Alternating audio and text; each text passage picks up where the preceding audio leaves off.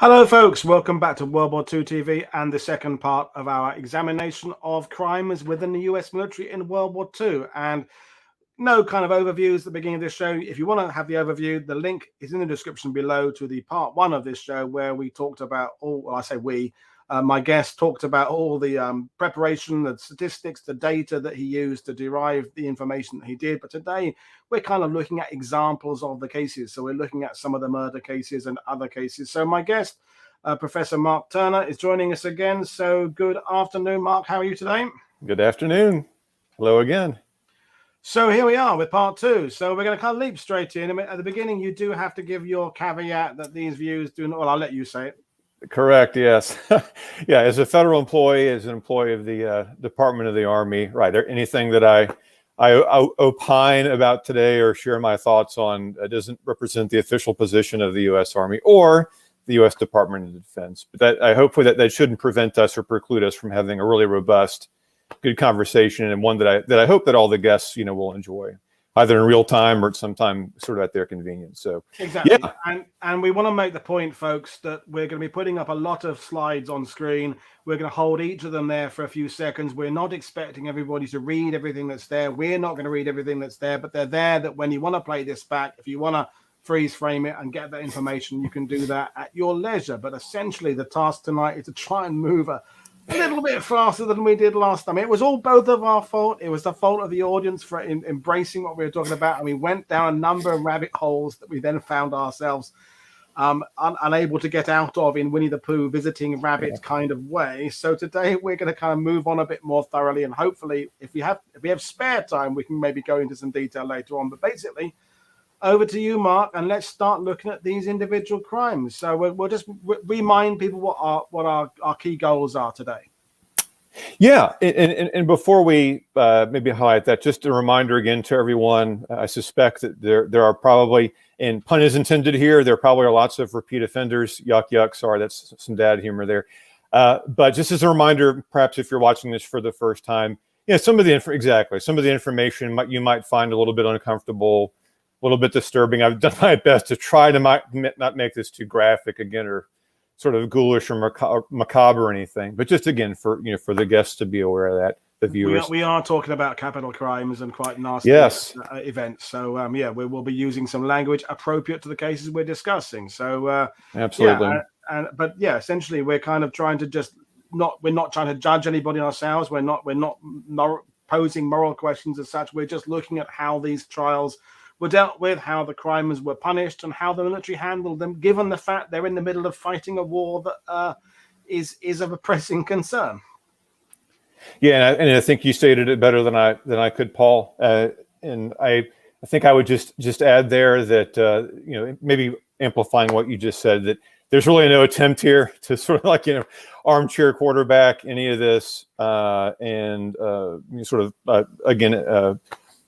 conduct some sort of finger pointing exercise where, look at this was done poorly, and we're doing this with the benefit of everything that we know now, and sort of having a better understanding of the context and the operational environment and the enemy and all these various variables that at the time many of these individuals, enlisted men, NCOs officers, perhaps might not have been privy to. And I think another thing too, as I was preparing for today, that I was also thinking about, I've already mentioned how I think perhaps, some of this might make some individuals a little bit uncomfortable, but I think too, as we go through this and we look at some actual examples, what I've found really doing the research and getting into the material is that in many instances, you're not talking about easy decisions. I mean, and we'll see this. I mean, these individuals, again, enlisted all the way up. I think the highest we're probably going to deal with today is Lieutenant Colonel, sort of, at the tactical level, but they face these moral dilemmas, and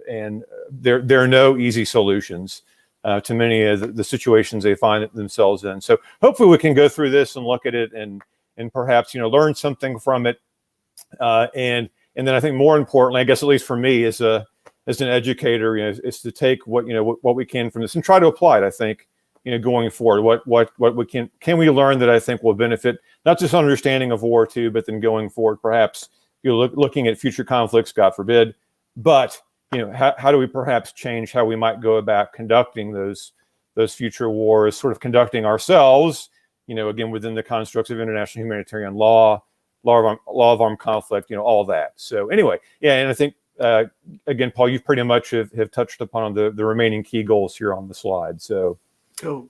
So all right. We kind of covered the overview in the first show, and now we're going to look, at the examples of murder and manslaughter, and then later on, hopefully some, hopefully some sex crimes. You know what I mean, folks? We're going to get on towards sex crimes, assault, and desertion, and look at this situation. So that's what we're going to be talking about, folks. And let's start. So here we go. Okay. Yeah, and a bit of a shameless plug from the agenda chart. So. So perhaps, much of what you saw beneath the examples of murder and manslaughter become, keep my fingers crossed, maybe they become another show in the future. I know that, again, this information can be difficult and sort of dealing with a lot of it in a very compressed time can be rather challenging, but maybe, again, there'll be opportunities to go into more examples. Again, keeping it, at I think, a reasonable, realistic level and perspective without, again, getting into a lot of sort of gratuitous, kind of graphic detail. But yeah, so we had looked at this chart before. This is the only quantitative chart that I have remaining from our last chat together. And there were a few more things I think to say about this. So I thought maybe we could go back and look at this for just a minute. And it does set a little bit of the context, I think, for what we'll look at today in preceding slides, because most of the second half of the slides really do deal with the European theater of operations. So again, this I think helps to set a little bit of the foundation. So I kind of went on ad nauseum last time talking about just how fantastic the European theater of operations JAG records are, and so I won't sort of again fawn over those endlessly this time. But you do see a couple of examples here. The charts on the left. We really went over these in part one, so I don't really have too much to say about these. And I will show you one more chart that is it's a direct pull of a table, from those ETO records. But just again, familiarization. We're not going to get into any of the details here, but the upper chart there on the left-hand side presents all of the individuals who were accused of murder, where those specifications, those charges would have been conducted, handled, the jurisdiction carried out through a general court-martial. So you see the number of accused, not the number of victims, the number of accused. And again, you just get an incredible level of detail here, where it actually not just, is breaking this out in terms of alleged, say white perpetrators. And we had the discussion last time, like what does white include exactly?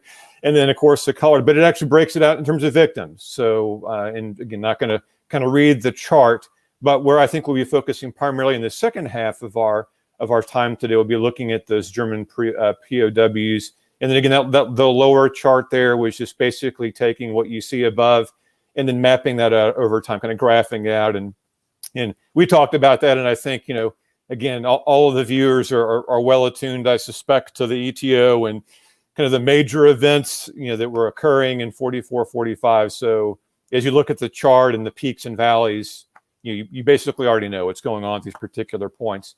But what I'd like to do really here is focus more on the right-hand side of the chart, which was probably more me than anything else the last time, but maybe talk about this a little bit more. And I have, since our last get-together, gotten a little bit more information that I was going to share here. So number one, it's been an interesting journey going back and trying to identify the patterns here.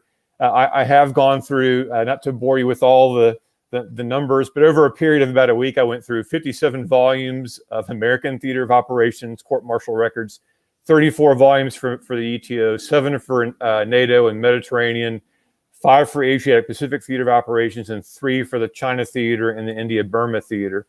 Okay, wow. So why do I say all that? Well, it's really interesting when you begin to go into these records. And again, these are board of review records where the general court martial has already been conducted. There's already been conviction. There's been sentencing, but particularly for the more egregious offenses, a board of review goes back and actually looks at the conviction. They look at the sentences to determine, well, okay, so we see what the conviction was, the sentence, but perhaps, as we look at this, we actually believe that the perpetrator, singular or plural, perhaps should have been found not guilty, or the evidence is insufficient, or perhaps they might recommend a reduction in the sentence, or actually holding the execution of the sentence. So actually, yes, you've been given a life sentence, but we're going to hold the sentence, and so you're free to kind of go about your way as long as you don't misbehave any further. So that's really what I've been relying upon for all this. But it's fascinating because when you do that, and I just kind of rattled through all the various theater of operations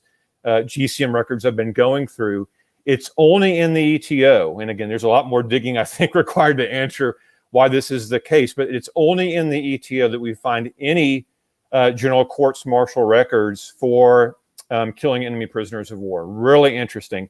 And you actually see those three. They're the top three. So that's Ross, Keach, and Rice. Actually, to be completely clear, on Keach, the suspicion there is that they actually have captured a German prisoner at the time. But in hindsight, there's a belief that actually that individual may have been a Luxembourger of all things, right, but captured in civilian clothes. But this is actually happening at the time. And I'm sure the audience is already familiar with Operation Greif, and we have these parachutists, they're in civilian clothes behind our lines. And so there's a suspicion that this particular prisoner may be one of those individuals.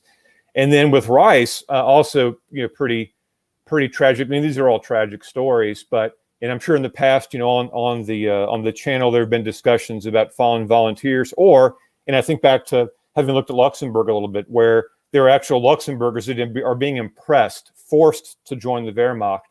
And so with Rice, it's actually a case where he's out, he's wanting to kill an SS man, but in reality, the person that he kills that he thinks is SS actually is a Frenchman of all things who is serving in the Wehrmacht. But anyway, so those are the three actual GCM examples we find in the records. And so I think to me that sort of begs the question, so how are the other theaters of operation, how are they handling similar cases? I mean, I think it would be probably unrealistic to think that there aren't cases in other theaters of operation. So as I look at this, my suspicion would be that in many instances where U.S. personnel have killed a enemy prisoner of war, where they don't necessarily result in a courts martial, I think perhaps we're looking at examples of maybe lack of will, could be lack of witnesses, can be lack of evidence. And quite frankly, I think just being perfectly candid about this, are probably some cases where it's quietly condoned, and so it's just not. Yeah. It's just something we're not going to pursue. And I would add more widespread. The Pacific Theater, I would guess, my hunch would be that it was more widespread, and then there, as I think we said in the first show, a kind of a level of acceptance of it being something that just goes on and kind of not brushed under the carpet, but just kind of focusing on the campaign, focusing on moving forward without dwelling on the nature of exactly what's happening. But to dismiss the fact, to think it wasn't happening in the Pacific, I think is an error. Yeah, and I should have actually gone back and retained this somewhere. I did run across, I think it was a newspaper article from maybe June, July of 45, where the Office of War Information was actually basically conveying prisoner totals up to that point for the various theaters. And I think that at the time, the ETO was in the hundreds of thousands. I mean, it was just a massive number there. But then for the Asia Pacific Theater of Operations, and as I think about it now, I think it might have just been focusing on the Philippines, which of course at that point, October 44, we've got Leyte, then we've got Luzon in January 45, their landings on Mindanao, all that. But the number that sticks in my mind is 10,000, right? So just compare those numbers.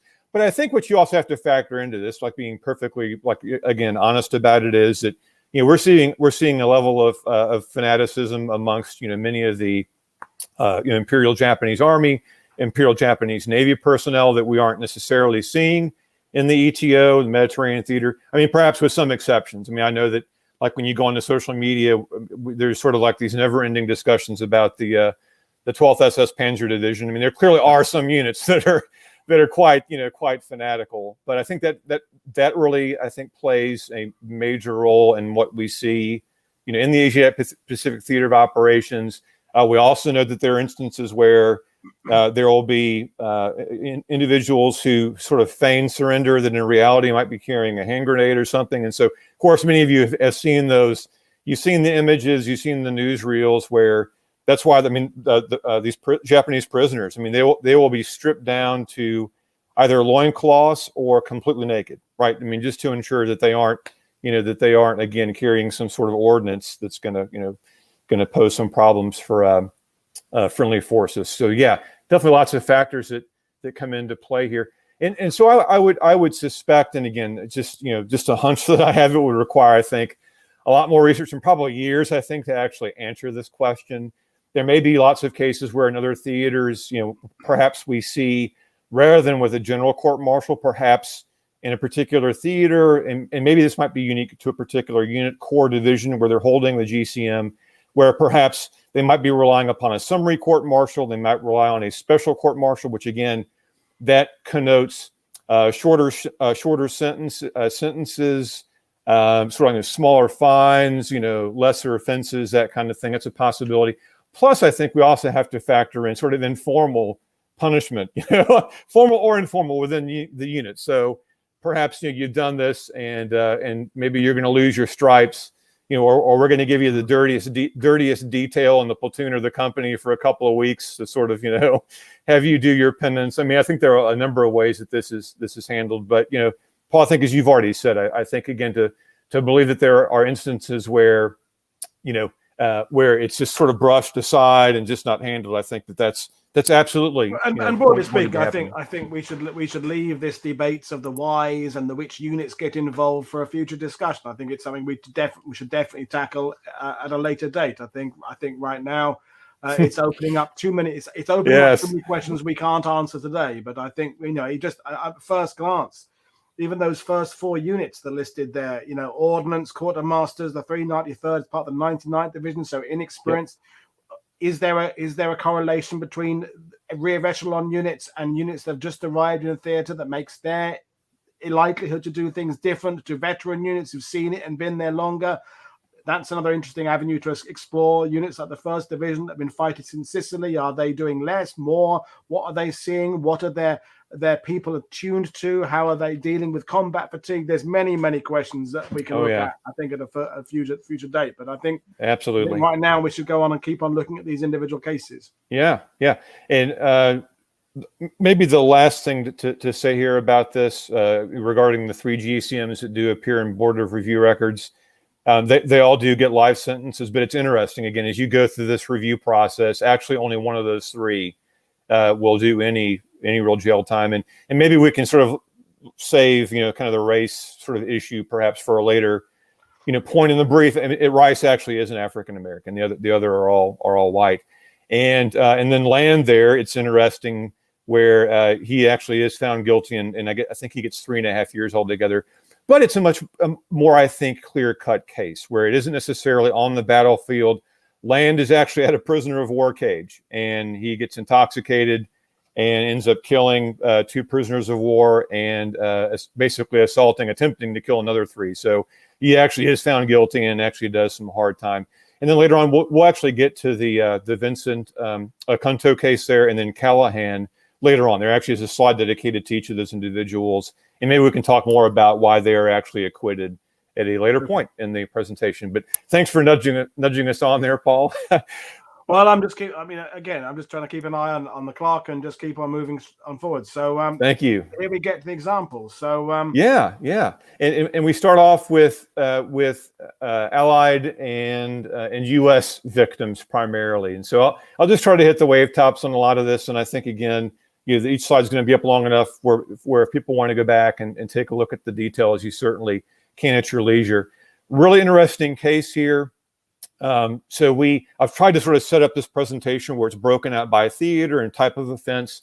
Hopefully you'll see some of the method to the madness here. But we start off with a couple of American Theater of Operations cases. And this one's really interesting because I had mentioned back in part 1 where the Navy had not executed anyone since 1849. And that still stands today. That they have not, through the military justice system, executed anybody since that point. Well, we have a little bit of an exception to the rule where actually in this instance, it actually isn't military courts that are ultimately going to sentence and carry it out in an execution. It's civil courts. So here we're seeing it's Joseph Lehman and Maurice Shimniak. Don't really need to dwell on the details too much. They're both stationed in Alabama. You know, they're in the Navy. They both go AWOL and to sort of go on this crime spree. And you can see from the text I've highlighted there, the excerpt. They're both 19 years old. They're ultimately, it's a multi-state crime spree. They're going to, as you can see, I think they're in the excerpt, they end up murdering, bludgeoning to death the Mississippi ex-sheriff, steal the car, take some money. And finally, the law catches up with them in Georgia. And I think you can kind of get a sense from looking at the picture, the way that ultimately this is all going to result for these two individuals. Absolutely. So that actually is an example where you do have two sailors who are going to be executed ultimately. In this case, it's the electric chair, which, as we talked about last time, is not a means of execution that the military uses. The military uses it's either a firing squad or it's hanging. So you've got this little, this is actually a mobile electric chair, if you can believe it. They wheel this thing into the courthouse there, and then both Shimniak and Lehman are going to be executed for their crimes. What is also really interesting about this particular example is this actually makes Life magazine. Okay, there actually is a multi-page spread in Life magazine with pictures of sort of the last moments of Lehman and Shimniak. And I think part of the reason perhaps why it makes it into Life magazine is it's just the way that these two sailors, soon to be former sailors, conduct themselves is just so unusual. They sort of treat it like a big joke. When they're in the paddy wagon and they're getting transported to the courthouse for their execution, they're singing songs, kind of making jokes about the executioner. They cut each other's hair. You can see here they are. I mean, they're walking in. They're on the left, walking into the room to be executed, and he's got a big smile on his face. And so I think that's just because, again, the behavior is just so outside of what you would expect how you'd expect someone to be behaving in the last moments of their life. So I think that feeds into why also ultimately it's going to make it into Life magazine. So, but interesting, and I don't want to dwell on it for too long, but interesting, apart from the mention of the word AWOL, no reference to them being sailors, no reference to the unit they're from, ship they're from, unit they're from, attachment. Yeah. It's kind of presented as if they're civilians. At least they're not. The implication is, I'm taking from that piece of article there, is that these guys aren't military. That's what my takeaway is as an average reader looking at that that's my takeaway.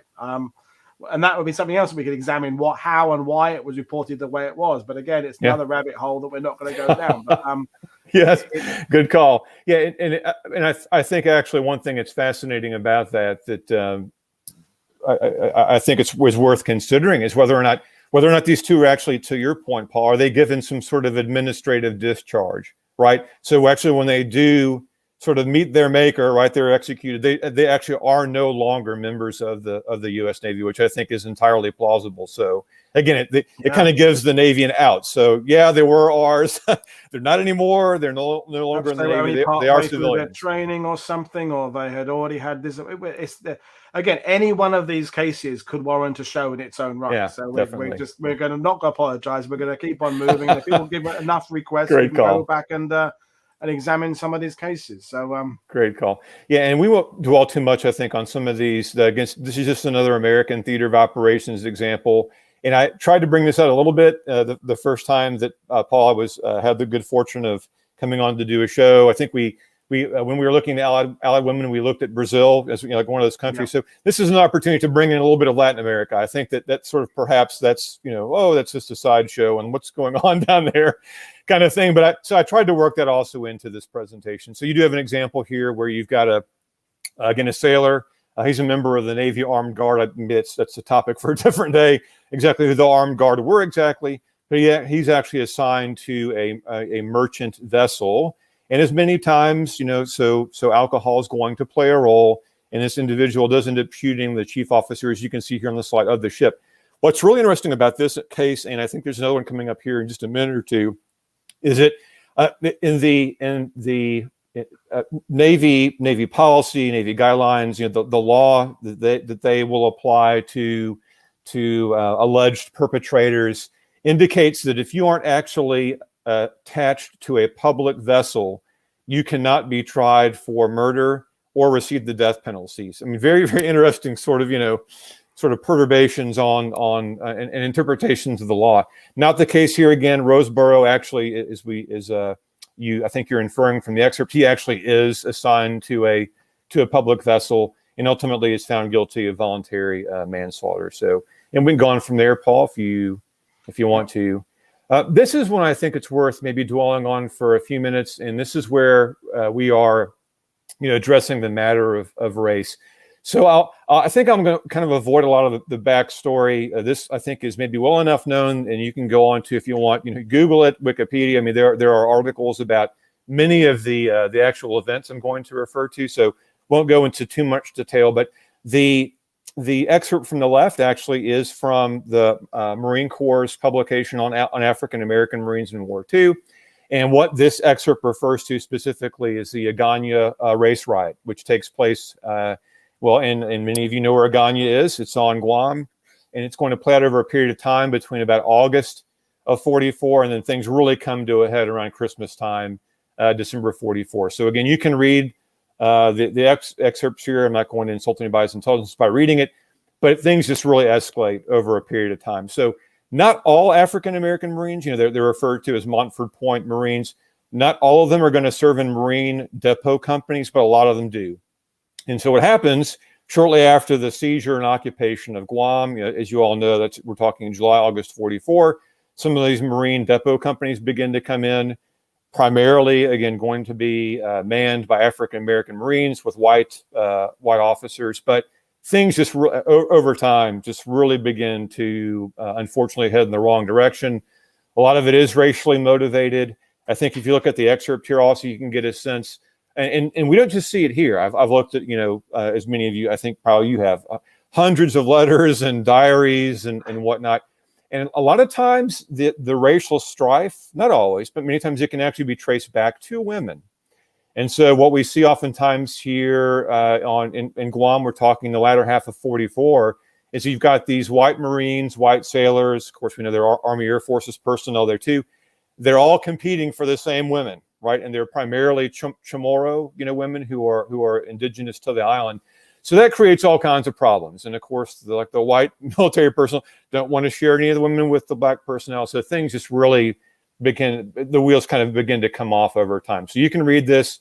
Again, I would encourage, if you all want to go back and take a look at it, it's called the Agana Race Riot, but it really comes to a peak around Christmas time, December 1944. There are white military personnel murdered. There are black military personnel murdered.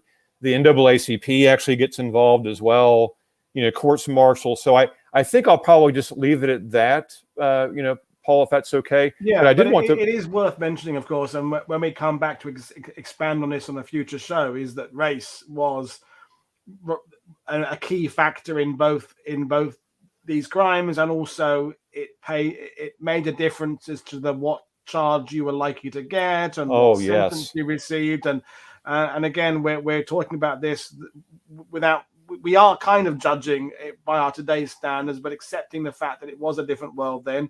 And things were not as fair. And that's another subject for another day in terms of that aspect of it and the treatments meted out. But yeah, race, I mean, speaking as an Englishman, the American servicemen who are in Britain, again, a lot of the problems originated because of fallings out over women. Not all of them. There were alcohol involved as well and just unit rivalries. But it seemed that where sex got involved, it just was the fuel to escalate situations that were already there, but it just made it that much worse.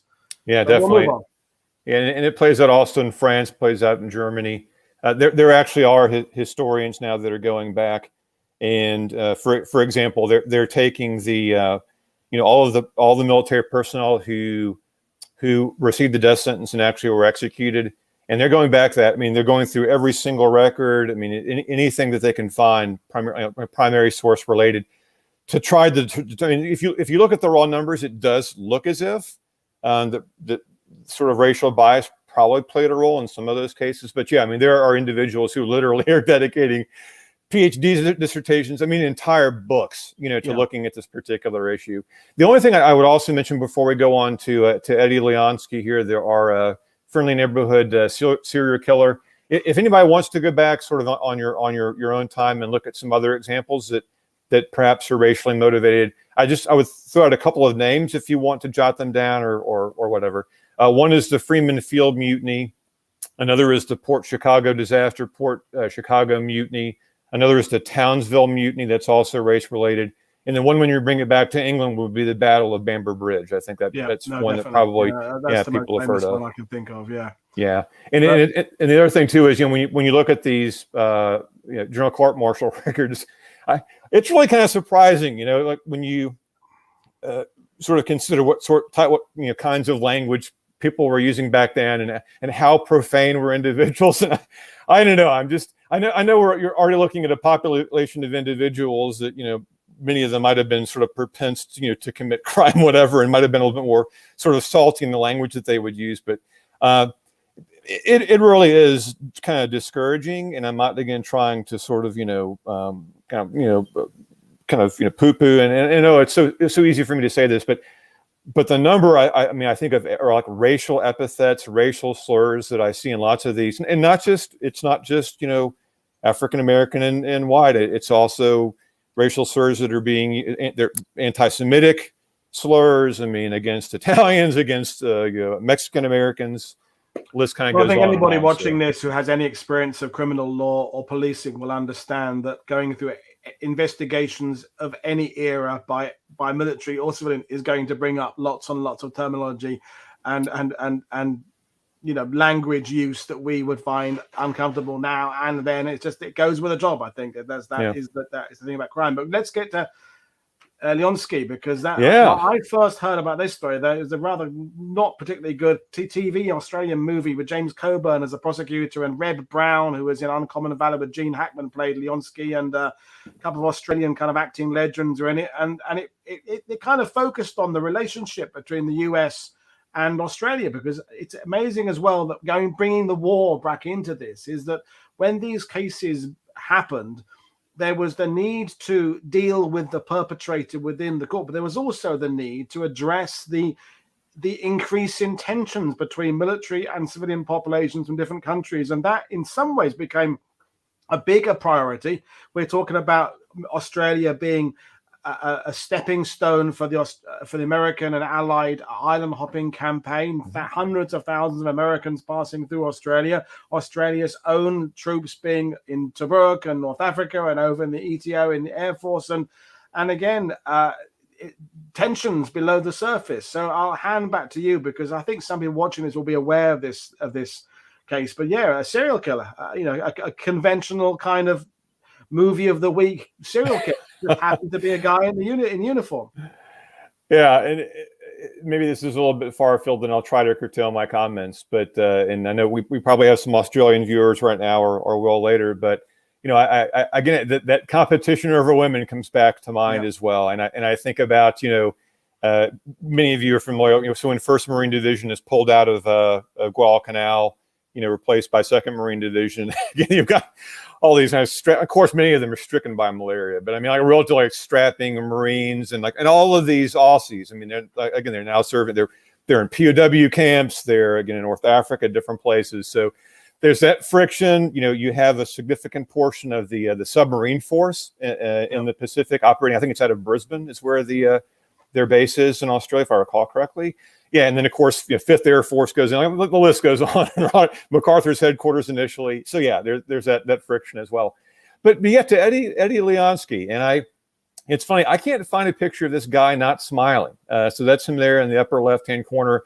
I actually found pictures of him like he's incarcerated. He's like literally days away from being executed, and he's smiling. So, but and again, you can go back and learn more about his backstory. Really rough. Childhood, there appears to have been some sort of mental imbalance here. Actually, when he's going out and killing these women, he has some sort of obsession with women's voices, and he actually is trying. He says that he's trying to sort of get at their voices somehow. I mean, it's just some sort of very, very bizarre obsessive attraction he has to these voices. But ultimately, and he will be court-martialed. He'll go through the general court-martial process. But as you can see here, he does kill. Strangles to death 3 Australian women over a relatively short period of time, May 3rd and May 18th of 42. And in this case, the wheels of justice move pretty rapidly. You can see that he is convicted July the 17th of 42, and not too long after, he actually will be hung. And this is an example where, as I understand it, and I know we've got probably some Australian historians in the room here, is I understand it's the one time where someone, in this case, I guess it would be a U.S. citizen, actually is executed using Australian facilities, if I have that correct. Yeah. So he actually is hung in Pentridge Prison, which, as I understand it, is in Melbourne. So that's, again, his ultimate demise. And of course, Paul has mentioned the movie. One thing I would also kind of throw out there for people to consider when we, and I'm trying not to sort of embark upon the whataboutism, but it's really I myself, in doing this research, will find myself going down rabbit holes. And so I started to look a little bit at serial killers, and it's really kind of interesting. So Leonsky was known as the brownout strangler because, I guess, in lots of Australian populated areas, it wasn't a complete blackout, it was a brownout, and he would take advantage of those sorts of conditions to strangle these women and get away with it, really, till Gladys Hosking, his last victim there. But I started to look at this. I mean, there are wartime serial killers in England. In fact, there's a famous, I think he's called the Blackout Ripper. Blackout Ripper, RAF. Yeah. I was part of a documentary about him years and years ago. I provided I provided the prostitutes, in fact, and the, my goodness, and the RAF. I provided the murderer. Extras. You're just going there. We filmed a kind of Discovery Channel or something, so I had to research that one about 20 years ago now. So yeah, that's been covered several times in documentaries and stage plays and books and things. It seems that the fascination for serial killers does not wane just because there's a war on. It doesn't. Right. It's just the public's desire to see justice done and the mystery element. But in this, bringing it back to the slide, again, my takeaway from this particular case is the swiftness with which it was dealt with, which I'm going to say is largely to do with quelling a negative public reaction from the Australians and being seen by the Americans, being seen to be doing something about this action very, very swiftly, so as not to incur more wrath from the locals. And you wonder whether, had he committed that crime back in the US, for example, how much more slowly the wheels of justice might have turned. And it's just an interesting thing to consider there, I think. Yeah, and well, we don't want to sort of go back in the slide deck, I know, but even what Lehman and Simniak are great examples where they actually commit the murder in late 43.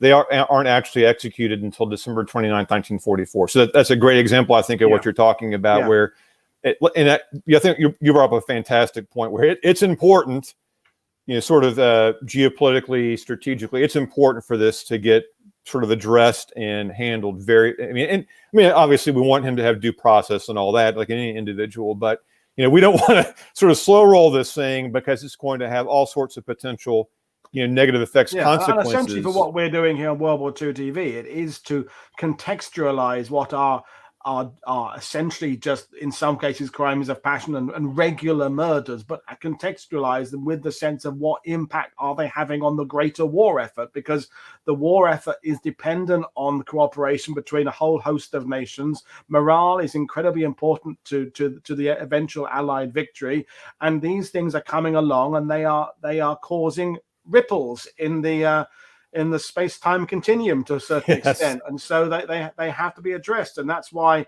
looking at them as crimes and looking at them as crimes within warfare are not quite the same thing. It is absolutely fascinating stuff. But we should keep on moving. Yes, we should. It's my fault that time. I was the one rambling there. So and please do remind me later on. I do want to bring up or come back to what you talked about, kind of the context and when certain decisions and events are carried out, because it does relate to when we look at German prisoner of war executions later on, and of course the Midnight Massacre. So more on that later, but that also sort of the timing of all that, I think, also comes into play, as you've talked about here, Paul, with the brownout strangler. So yeah, we don't need to really spend too much time. I think it's this chart and the next one. These basically just, again, are sort of conveying, I think, some of the frustrations, frankly, that are occurring within the Navy chain of command. So here we have another example where We've got Navy personnel on Samar in the Philippines, Morotai, which would have been in the northern end of the Dutch East Indies. They've also committed murder, but hey, they aren't attached to a public vessel. And so kind of the best we can hope for here is either voluntary or involuntary manslaughter. So that's probably enough said on that one. And it's pretty much the case on the next one as well, where we've got 3 sailors on the island of Saipan. Obviously, this is post invasion, June of 44. We have 3 sailors who basically are stalking an Army nurse. They want to rape her. She's being escorted by an Army officer. It devolves into a gunfight. The 3 sailors use a submachine gun, kill both the Army nurse and the officer.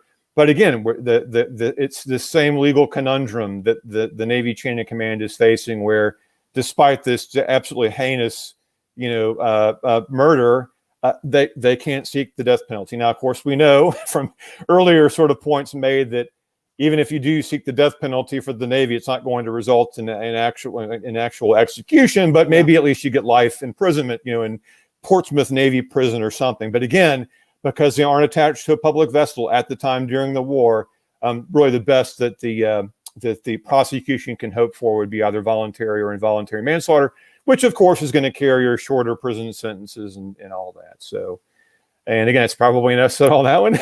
Yeah, moving on. So, yeah. So now we get to a couple of really interesting friendly fire examples, and I don't really necessarily have to go through all of these. I guess what I'd ask maybe the audience, the viewers, to consider as you look at these 3 examples would be whether or not you consider that maybe, or you would think that there might be any aspect of manslaughter or murder involved. You could see this really going either way. So without getting into just, again, egregious levels of detail, because you can go onto the internet, you can look up Dudley.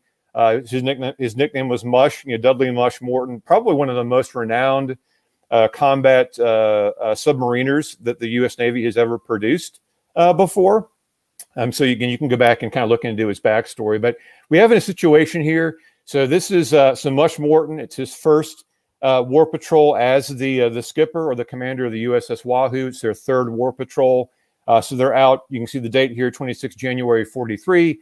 They're in the midst of a very, very successful war patrol. So Morton and the crew, they sink the Buyomaru. You can see that italicized here on the slide. It's a Japanese transport. So kind of long story short, ultimately, Morton makes the decision to surface the Wahoo to recharge their batteries and sort of, in the process, I guess, kind of get a twofer out of it. And maybe I'm not being very tactful about the way that I'm putting that. You can read again the excerpt here on the chart. And although the excerpt comes from the document but the lower 2/3 of the chart, it's actually out of a PhD dissertation. If you want to afterwards, I actually have Morton's exact text. So the document there you see in the upper, I guess basically 1/3 of the slide there on the left-hand side, that actually is the USS Wahoo's War Patrol report for the patrol that you see here. And those are Mush Morton's exact words he uses to describe what he does basically on the 26th of January. So you probably get a sense as to where we're going, with this. And there have been many different interpretations of this event.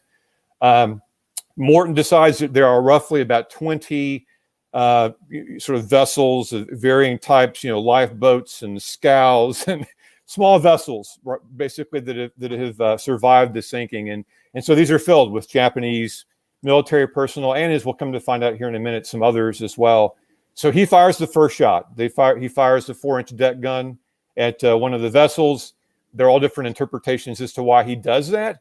But as you might imagine, the Japanese are now under fire, so they're going to return fire. And as soon as they return fire, as the War Patrol report says, he just unleashes with everything he's got available on deck. So that's, everything from machine guns, again, that 4-inch deck gun just basically lets loose. So the reason why this ties into, so let me back up for 1 second. So I'll just kind of throw out to the group what at least the law says. And then I think, again, because we don't want to play sort of armchair quarterback and, I would have done this differently, but just to get the law out there. So what is happening here actually is a violation of the Hague Convention of 1907. You actually aren't supposed to attack shipwreck survivors unless they declare hostile intent. I mean, if they're trying to attack you, then you're within your rights to do it. But because he fires the first round, that 4-inch deck gun, technically, he has violated the Hague Convention 1907. And of course, he would know this, right? He's a Naval Academy graduate, class of 1930. He's going to know the Hague Convention. He's going to know the 1929 Geneva Convention backwards and forwards. Anyway, so he will file the War Patrol report. There is some speculation. I don't know if this is ever going to be proven or disproven. But these were really, so we're talking early 43. These are really dark days for the U.S. Submarine fleet. And as many of you know, most of the submarine fleet is operating in the Asiatic Pacific theater operations. Not all, but most. And there are all kinds of issues. There are commanders, some that aren't very aggressive. They're having major problems with the Mark 14 torpedoes. So they finally get a guy who's like really aggressive and super successful in sinking all these ships. So there's some speculation that the reason why this isn't really pursued any further is because the submarine force really needs an exemplar, somebody who really is sort of emblematic of what the like Admiral Lockwood wants a submarine commander to be like, and that's Mush Morton, right? And then there's also some other speculation that I think Mush Morton, he's either tied or holds a record for the number of Navy crosses that's awarded to a submarine commander. He receives 4, if I recall correctly. There's some speculation that the reason why he never receives the Medal of Honor is because of the Bouillot Maru incident. So that, again, I've never seen that kind of proven, disproven, but there's some speculation out there about that. So let me get to the friendly fire piece, and then we'll move on. So of course, again, we don't want to kind of go back and second guess. Mush Morton did not know this at the time, and of course, his colleagues who later in the war are torpedoing unmarked Japanese transport ships that should have been marked. So we're talking hell ships here, right? So similar thing happens here. So yes, Mush Morton and the crew of the Wahoo do end up killing some Japanese personnel. They also end up killing a lot of Indian prisoners of war as well. And I've seen numbers anywhere from 200 to 400 Indian prisoners of war who are going to die as a result of surface fire from the USS Wahoo. So that's why I included in the friendly fire kind of category here. And we can move on, Paul, if you'd like. Yeah, and that's worthy of a show in its own right, that story. But again, that's a later date. But yeah. Yeah, and maybe I'll just kind of truncate this one a little bit without getting into too much detail. I think on a previous show, there was some discussion of whether you want to call it fratricide or amicide. And there's a great report that was done, I want to say back in the early 90s, where they went back and looked at every extant example of Navy vessels that were damaged or sunk as a result of amicide or fratricide, like from shore fire, battleships, aircraft. Well, what you have here is one of the most casualty-producing examples that will occur, at least amongst the sort of the Mosquito fleet, the PT boat force. And again, viewers can go back and get into more detail here. We're talking about PT 346. That's her up there in the upper left-hand corner. So PT 346, 347. And you can read the text. What's really interesting about this case, and again, just kind of putting it, I think, in a larger context, it's very, at least in my sort of experience in my research, very unusual to find a friendly fire incident actually publicized. I mean, this actually makes it into the New York Times. In fact, as you can see here, page 1, right, of one of the most prominent newspapers, not in the U.S., but in the world at the time. And this is front and center on page 1. And the only reason why the word gets out is because MacArthur. And again, it probably would take some more research to figure out why he actually includes this particular incident in his communique. So, yeah, without getting into too much detail, so 347 gets grounded on a reef. So initially, 2 Corsairs come in to attack the PT boat. They think it's a Japanese, a lugger or one of these sort of coastal craft. It's not, obviously. They attack it. The PT boat returns fire. So they actually shoot down one of the 2 Corsairs. And again, there's speculation. I've got a colleague who's gone back and looked at one of the actual casualties, who becomes a Navy and Marine Corps medal recipient because of this particular action. There is an investigation done, after this particular incident. But what does happen is that the Corsair pilot who doesn't get shot down by the PT boat returns to his airfield, and guess what? He's not done. Whether or not he thinks whether that's a Japanese craft or maybe he's just seeking revenge, he goes back and he gets a bunch of his buddies. So he returns to the scene with an entire squadron's worth of Corsairs and Avengers, all sorts of aircraft. and they proceed to not just attack the 346, but the 347 who comes to the aid of that PT boat. So there is some speculation, like I said, somebody who's looked into this a little bit, that maybe there might have been a bit of a sort of like a revenge element here, that maybe that first Corsair pilot does know that it's a friendly PT boat, but he's sort of like avenging his wingman's death. So that is sort of out there. But which at least to me adds another whole dimension, because it adds the level of intent, isn't it? Because we all know, who study World War II history, that any military history, is that friendly fire incidents are, alas, commonplace. Often because of just confusion, failure to identify, mistakes in communication, and so on and so forth. But if you start getting to the point where there's an element of revenge involved, the intent, and I'm not a criminal lawyer, starts becoming interesting. And I suppose I can understand why, when it reaches a certain level of intrigue, a case has to be kind of brought forward. But if you investigated every friendly fire incident for potential murder or manslaughter, well, we'd still be waging the war. I think the paperwork, we'd still be cutting through the paperwork. I think it would be a Pandora's box we'd be opening there. But we'll move on, because it's fascinating stuff, but I'm conscious of time. Yeah. And this is, I think, a more clear-cut example than what we see. Again, there is an investigation with the previous incident. All parties are ultimately cleared. There is some work done to kind of improve, like visual recognition of PT boats, and what we would call today IFF, identify friend or foe, like different visual markings you can use, that kind of thing.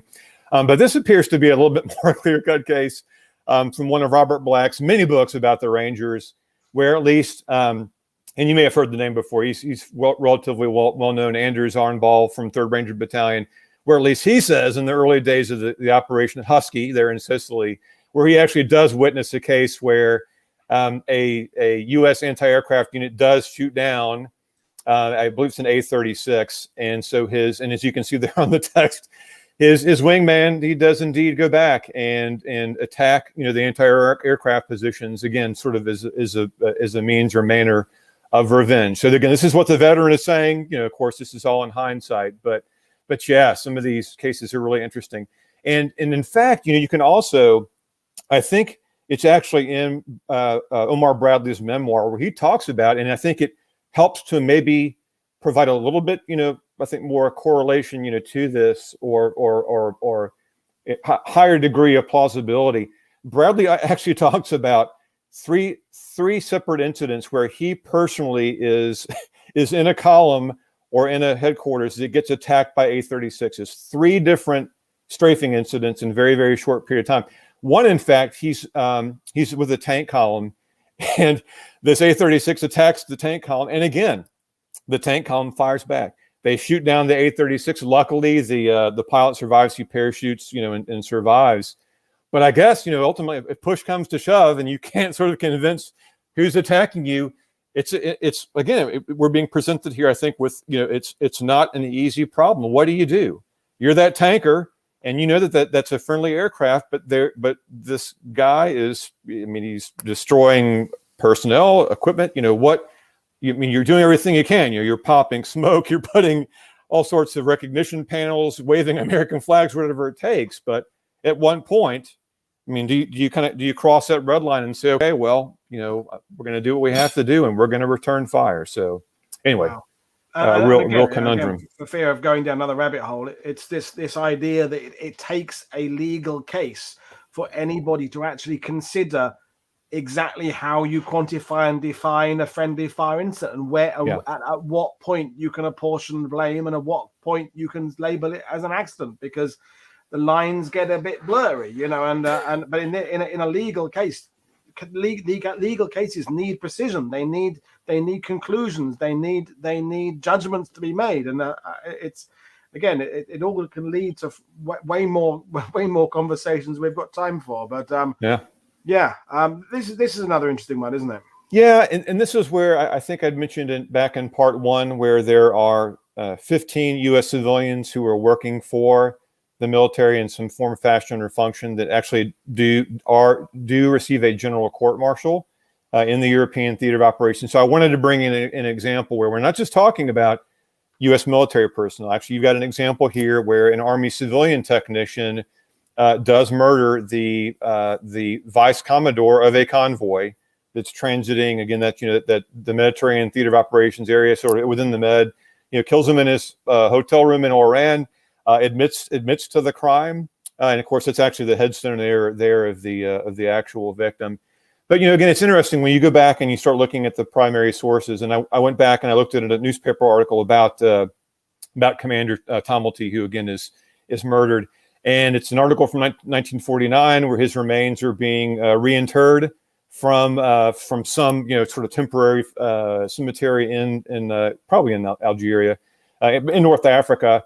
And of course, the article from 1949 where he's being reinterred in Minnesota says nothing, right, about murder. It just says that he died, he was killed, sort of like during convoy operations in North Africa. So it's really fascinating to see how the press, how sort of the services writ large, sort of communicate, some of these different, events, or what they don't communicate through what sort of mediums. Really, really interesting. So, and of course, we do know, because from looking at the list of all of the individuals who were executed, we do know that Louis Blend, of course, here the perpetrator, is not going to be executed. So I guess for him, worst case would be life imprisonment. But anyway, so either way, he ends up living a much longer life than Commander Tomelty, who, by the way, was also a World War I veteran, World War I and World War II. Yep. Okay, last example here of either Allied or U.S. victims, and really tragic case here. And I would suspect, amongst the viewers here, the guests, the historians, you may have run across other stories as well that are similar to this. So, of course, what we're talking about here is mercy killing. And once again, what I find really fascinating about this is that this case actually makes it again into the New York Times. It's not one of those things that's sort of handled in-house, unofficially, whatever the case is. This actually does, this particular instance does appear in the New York Times. So again, you can read the excerpt. Just, if I try to put myself in this position, again, as we kind of debate, how would I handle this if I found myself in a similar situation, kind of facing this moral dilemma, ethical dilemma? You're in a leadership role. What do you do? So in this case, and I think it'd be fairly easy to find out actually who this is, because there are very, very few fighter groups that are actually assigned to 14th Air Force, and this is where he would have been assigned. There are very few. So it shouldn't be too hard, I think, to find out which specific fighter group commander this is. They actually give his age, how many missions he'd already flown.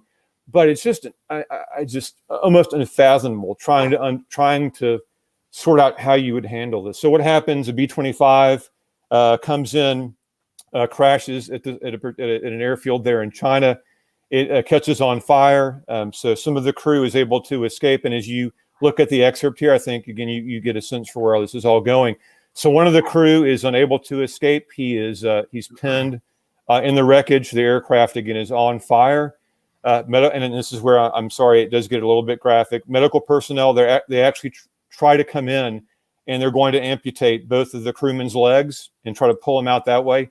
But they can't even get enough room with their various medical implements, instruments, and just operating them. They can't even get enough room to amputate the crewmen's legs. And so, of course, you can see ultimately what this fighter group commander decides to do. So he fires, two pistol rounds and ends the agony of this particular crewman. And what's I would love to go back and look at this particular General Court-Martial record to get more of the background, on this as to why, 14th Air Force really pursues it. But as you can see here, they actually do pursue it's a General Court-Martial, and the charge is voluntary manslaughter. Again, I would leave it to the audience to sort of be your own judge, kind of pun intended, as to whether you think that's appropriate or not. But ultimately, he is acquitted. So, kind of at the end of the day, not sentenced, not imprisoned. It does just raise so many questions, because everybody watching this who's reading military histories, they've come across in any book about any unit, any theater, you're pretty much going to come across friendly fire incidents. You're going to come across mercy killing incidents. I mean, I've come across dozens, hundreds in my time. And again, the question here, like with the friendly fire, is why were these cases different? What was perceived to be different about them at some level by someone to consider taking them forward as a case and not just dropping it straight away? I love shows that conclude things in nice neat knots, and I also like shows that are, that answer fewer questions than in fact we ask. But it is just fascinating that, because I think people thinking about this without going in before they start listening to your presentation and just thinking about GIs murdering hookers and crimes of passion and that kind of thing. But to bring in this element of thing is really raising lots of questions of what is okay within the context of war. And yeah, it's utterly fascinating, but we must move on. We must press on. Yeah. So, and I do know we have an international audience, and so they probably are much more familiar with this tome than I am. But there's a gentleman, I'm not finding his last name here. John Masters. Yeah, John Masters, The Road Past Mandalay. So yeah, he's faced with a very, very similar situation where he sort of, under extreme pressure from Japanese forces, they're trying to withdraw from a position. It's I want to say it's late spring, early summer 44. And, what do? He's got 19 severely, critically wounded individuals. So, he's the commander, makes the call. So are you going to leave these critically wounded on stretchers to sort of, the hands of the Japanese, or, how else can you possibly handle it? So he makes the decision. He actually orders, medical personnel to provide those 19 critically wounded with. I mean, they can't. They've gone through triage. They're not going to make it, right? I mean, even if they could get them to an operating room, they're not going to make it. So he orders the medical personnel, like, do what you have to do, but we're not handing over these critically wounded to the Japanese. So just incredible. It's the burden of leadership being put in these exactly, and the unbelievable of these issues is situations. Just astounding. But so we'll move on. Yeah. So the Midnight Massacre, and yet again another smiling murderer. Kind of an unfortunate trend, but that's the one picture I've been able to find of him. It's Clarence V. Bertucci there on the left-hand side. Again, you can read the text here.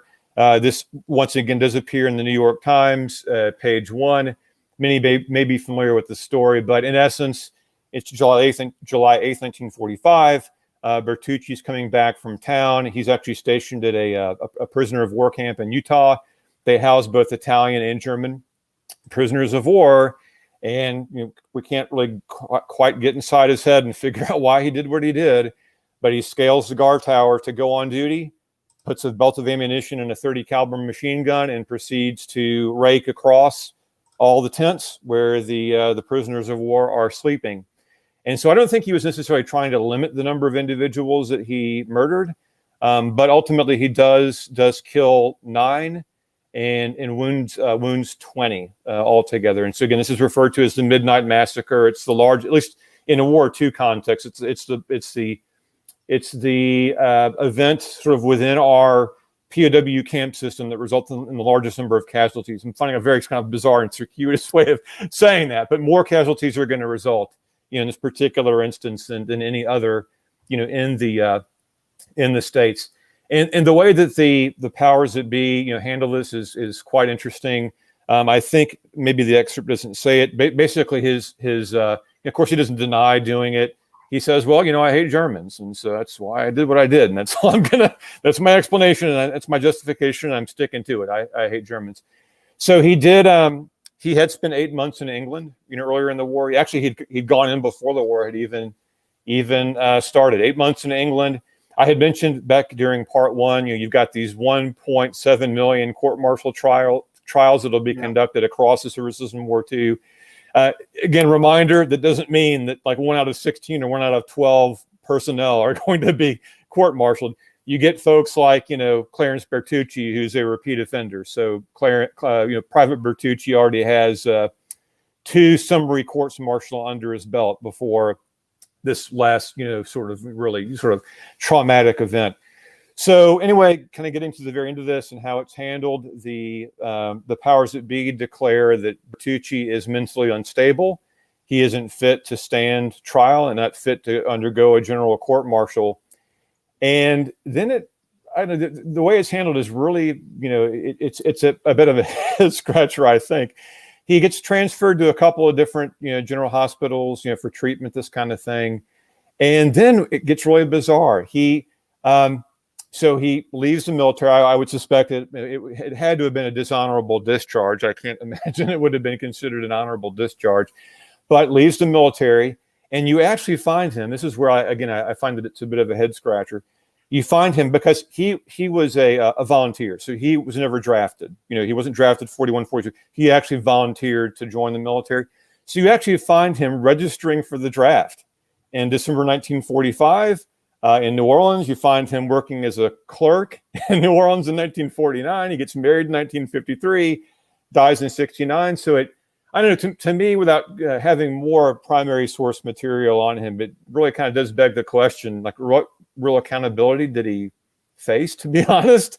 I mean, probably dishonorable discharge, but he ends up with employment, goes back to the city where he was from, marries, has a long life. But anyway, at the time, the chain of command concludes that he's not mentally fit to stand trial, so he never undergoes a general court martial. Wow. And one other example of where a prisoner of war is murdered. Again, we won't get into all the details. Just kind of given what time is available. But if people would like to go back and look at the Fort Lawton riot. Again, that is another one where race comes into play. It's an African-American port company, Fort Lawton. They get into a big riot with a bunch of Italian prisoners of war, August of 44. And once all is said and done, the very next day, they find that one of the Italian POWs had been lynched. So he's hanging from the obstacle course. But it's a very interesting story. So again, and maybe we go into it more on a different day, but really fascinating the way that it's all, the court martial is handled at the time. And then of course, there's a realization afterwards that there really had been a bit of an abrogation of justice. Just fascinating sort of story in terms of how that's handled. So yeah, that's probably enough there on that. And getting on to the Laconia incident. So there is a movie. I haven't seen the movie. There is apparently a movie about this. And I think this is an example. You have seen it? BBC, I think, made it. I think if I remember right, it was a BBC two-parter, I think. Yeah, I've got to go back and find it. Of course, I think you've got just the library that many aspire to. So you probably have an archive somewhere. I have a big library of war films. Yeah, another one of my hobbies in a sense. But yeah, this is another fascinating one. Yeah. So yeah, I'll have to go back and see if I can't find that movie. But this is really interesting, where I think the commission of a war crime, on our part, where U.S. forces are committing the war crime. I mean, it really backfires. It backfires in an immediate sense, and then a longer term sense. So again, just kind of getting to the basics here. So the Laconia, it's this troop transport. It's carrying, it's there British merchant mariners, other personnel. A lot of Italian prisoners of war are aboard. So it is attacked, and it's sunk by the U-156. So ship sunk. Okay, great. Score one, I guess, for the Kriegsmarine. They're happy. Well, the commander, Hartenstein, he's actually mentioned here on the slide. So they surface. He actually goes into the clear and basically broadcasts an appeal that if there are any vessels, doesn't matter if it's neutral, allied, enemy, any vessels in the area can come to the aid to try to assist these survivors. Because of course, there's no way, even if he wanted to, right? I mean, there's only so much room, and I'm guessing this is probably a Type 9C, but I might be wrong. Type 9, U-boat. There's only so much room, right, in the inside the hull of a U-boat. So anyway, so that radio call goes out, and 156 does pick up some survivors. They're moving to link up with some Vichy French, oddly enough, vessels to transfer some of these survivors. There's another U-boat that also gets involved in assisting what survivors they can. Actually, in the upper left-hand corner, that actually is an image of this whole incident sort of playing out, where you've got all these survivors on deck there. Well, for whatever reason, U.S. Army Air Forces have air crew that are in aircraft based in the Azores, not all that far from where this happened. So they make the decision, we're going to attack these U-boats. And that's exactly what they do. So they attack the U-boats. with survivors, and they're running on the surface. They've got survivors, as you can see here, on deck. They attack both U-boats. There requires, you might imagine, they're going to crash dive, right, and kind of leave the survivors in the water. And at one point in this whole process, it's clear if to these U.S. anti-submarine air crew that they know that they're attacking. It's not just U-boats, right? They also know, because this broadcast has gone out in the clear, they're attacking survivors as well. Yeah. So I don't want to ascribe, all of what we call kind of the Laconia order to this particular event, but this appears to be really the driving impetus behind Donitz's decision to issue the Laconia order about as you can see here, 5 days. I think it's 5 days. Yeah, 5 days after the sinking of the Laconia, where there are over 1,000 that are going to be killed. Actually, many of them are Italian prisoners of war. So has it come back to sort of haunt, I guess, the U.S.? So number one, Laconia order issued. So during the course of the war, as you kind of get a sense here from the excerpt, U-boat crews are no longer going to, not to say that they were before, but they definitely now are not going to go out of their way to assist the survivors of any vessels that they sink. So that's problem number one. If they sink whatever, a Liberty ship or a U.S. destroyer escort or any any Commonwealth nation, look, hey, I've got top cover here. Donitz says I don't have to surface and risk my U-boat, my crew, to assist any survivors. Where it also comes back to haunt the Allies is at Nuremberg. And so when Donitz, and actually this is the text here actually is from his interrogation file. So when Donitz is on the stand, there are three major counts that the Allies, are using to they hope to convict and to sentence him. And so when the Allies bring out the Laconia order, so Donitz's defense counsel is prepared and talks about how all this played out and why, or at least partially why, the Laconia order comes about. So in a way, it backfires. It backfires on the Allies. Maybe if you hadn't attacked these U-boats that were trying to assist some of these survivors, and maybe we wouldn't have issued the Laconia order. And then this does still feed it, and it's kind of in the larger context of war crimes they're wanting to pin on Donitz. And obviously he's kind of at the head of an organization committing all kinds of war crimes. But so he is convicted, but they don't sentence him on the charge of war crimes. And where it also kind of comes back a little bit to haunt the Allies is they also tried to pin unrestricted submarine warfare on Donitz as well. And so, you want to talk about sort of, something you'd never expect. So, of all people, Admiral Chester Nimitz actually writes a letter that is submitted, there at the trial that says, well, it's okay. So, prosecution, you're saying that the Kriegsmarine was doing this and conducting, unrestricted submarine warfare. Well, guess what? I was the sink for the Pacific Ocean area. And guess what? We were actually conducting unrestricted submarine warfare in the Pacific from day one, from the very opening of hostilities. But it's really just bizarre to think that it's a U.S. admiral kind of like coming to the defense in a way of this Kriegsmarine admiral, who, of course, as we know, ultimately he's the head of state for the Third Reich and the last, So kind of another example where partially because of what we had done, we try to use that against our enemy at this war crimes trial. And I guess at a minimum, it's an embarrassment, and it does perhaps inhibit some of the convictions I think that we certainly were seeking, at the trial. So pretty interesting. Yeah, no, and again, it connects the war to the acts of a quote unquote criminal. It's an act of a crime as affecting the outcome of the war, or sort of. So yeah, we're moving on.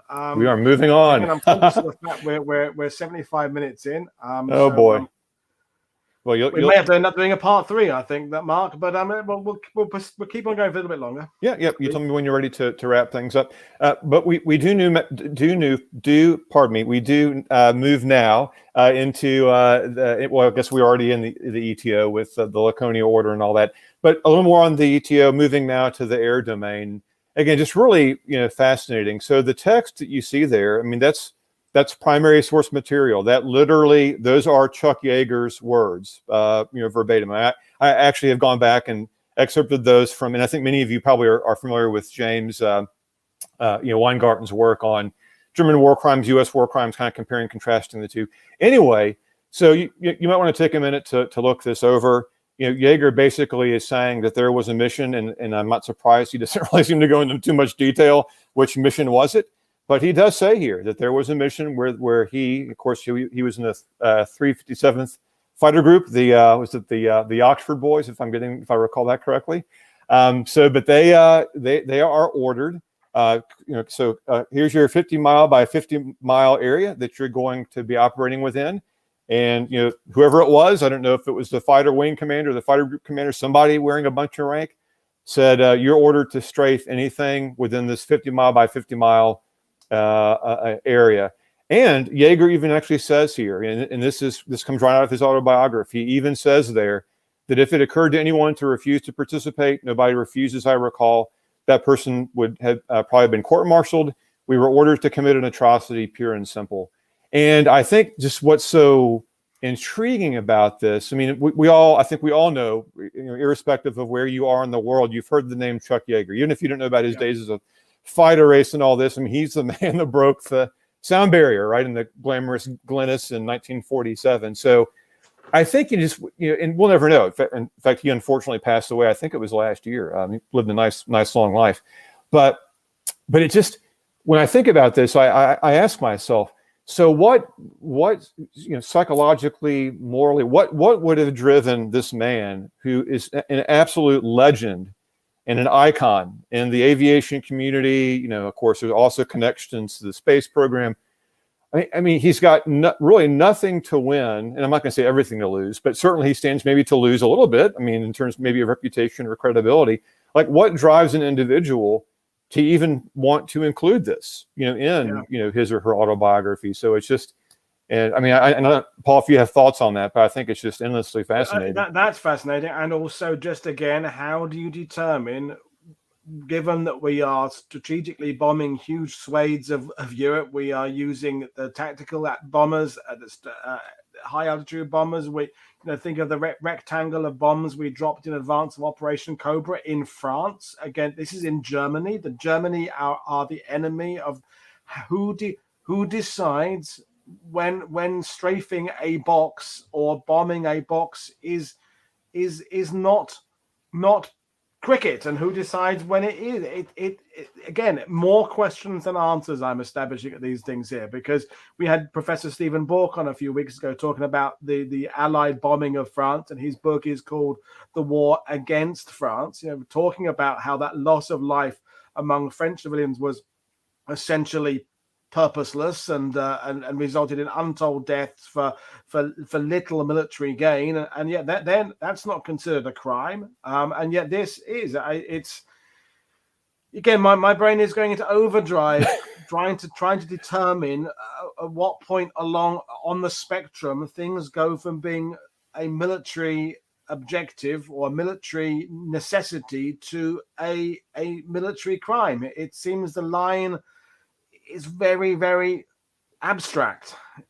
And these are things that we constantly grapple with. With my students, we talk a lot about just war theory. You said bellum, jus in bello, and we talk about when you're in jus in bello, so justice in the conduct of war. So we talk about proportionality, discrimination, military necessity, all these kinds of things. And and one thing I think that also that comes to my mind here. Now, there's no indication. I mean, Yeager never says that.